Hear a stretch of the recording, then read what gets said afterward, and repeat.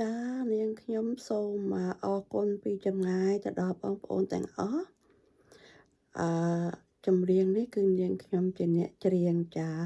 បើសិនជាព្រោះក្តីមិនព្រោះក្តីសូមបងប្អូនទាំងអស់មេត្តាអភ័យទោសផងចាអរគុណខ្ញុំនឹងជួបបងប្អូនតាមរយៈវីដេអូផ្សេងទៀតចាជម្រាបលាបងប្អូនសុខសប្បាយទាំងអស់គ្នាចា